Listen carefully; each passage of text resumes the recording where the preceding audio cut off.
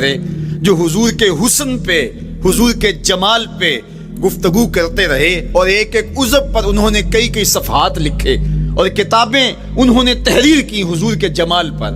اب حضرت ہند بن ابی حالہ رضی اللہ تعالی عنہ، انہوں نے تو حضور کو گھر میں دیکھا تھا، یہ حضرت خدیجۃ الکبریٰ رضی اللہ تعالی عنہا کے فرزند تھے ابو حالہ سے۔ اب انہوں نے تو دیکھا،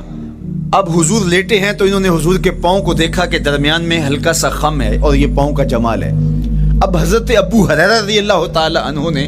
جو حضور کے پاؤں کو دیکھا تو یہ اندرون خانہ کا دیکھنا نہیں تھا، تو انہوں نے کیسے دیکھا؟ تو حضرت ابو ہریرہ سے مروی ایک روایت سے سمجھ آتی ہے کہ انہوں نے جو کہا کہ لیس لہا اخمس، کہ ان کے مبارک تلوے درمیان سے اٹھے ہوئے نہیں تھے بلکہ بالکل برابر تھے، تو اس کا کیا مطلب ہے؟ تو حضرت ابو ہریرہ سے ایک روایت مروی ہے، وہ فرماتے ہیں کہ جب حضور علیہ السلام کسی چٹان کے اوپر چلتے تو حضور علیہ السلام کا وہاں قدم پڑتا تو وہ اس چٹان کے اندر حضور کا قدم گھس جاتا، وہ موم کی طرح چٹان نرم ہو جاتی۔ اس طرح زمین پر بھی حضور چلتے تو مبارک پاؤں کا جو نشان قدم ہے وہ پورا دکھائی دیتا۔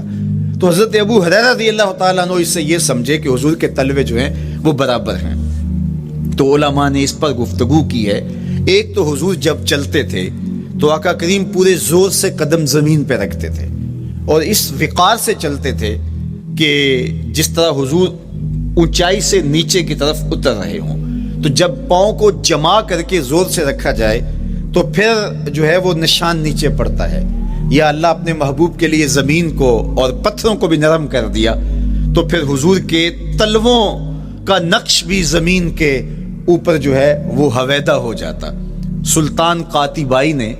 ایک ایسا ہی پتھر جس کے بارے میں شنید تھی کہ اس پر حضور کے قدموں کا نقش موجود ہے،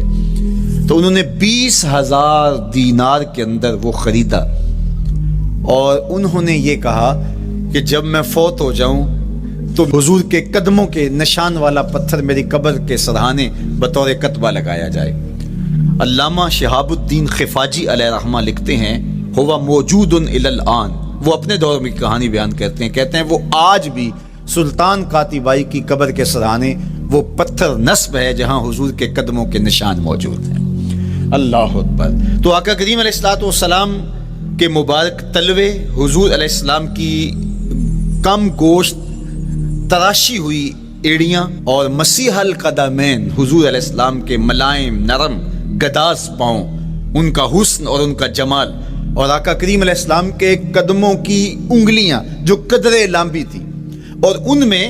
جو درمیان والی انگلی تھی وہ زیادہ لمبی تھی، اس پر حضرت میمونہ بنت کردم رضی اللہ تعالی عنہا اس انگلی کا حسن بیان کرتی ہیں، کہتی ہیں مجھے شوق ہوا کہ میں حضور کو دیکھوں، تو اپنے والد گرامی کے ساتھ حجۃ الوداع کے موقع پر میں بھی سعادت حج پا رہی تھی، تو حضور کو ملنے کے لیے جب ہم پہنچے تو آقا کریم اونٹنی کے اوپر سوار تھے، ناکا پر جلوہ فراز تھے، تو میرے میں ہمت نہ ہو سکی کہ حضور کے چہرے کو دیکھ سکوں۔ ایسا جلوہ، ایسا جمال،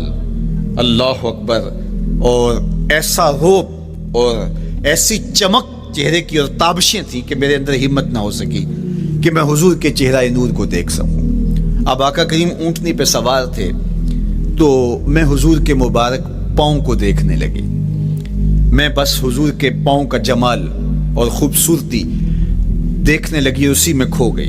اب حضرت میمونہ بنت کردم رضی اللہ تعالی عنہا حضور کے مبارک قدموں کی ایک انگلی کا حسن بیان کرتی ہیں۔ اللہ اکبر۔ حضرت میمونہ بنت کردم سے یہی ایک روایت مروی ہے، ساری زندگی ان کے پاس سرمایہ یہی تھا، جب کسی مجلس میں جاتی تو وہ کہتی تمہیں بتاؤں حضور کی مبارک انگلی کا حسن کیا تھا؟ یہ سرمایہ ساتھ لیے لیے پھرتی کہ میں نے حضور کی انگلی کو دیکھا ہے، میں نے حضور کے قدم اور حضور علیہ السلام کے تلووں کی زیارت کی ہے۔ تو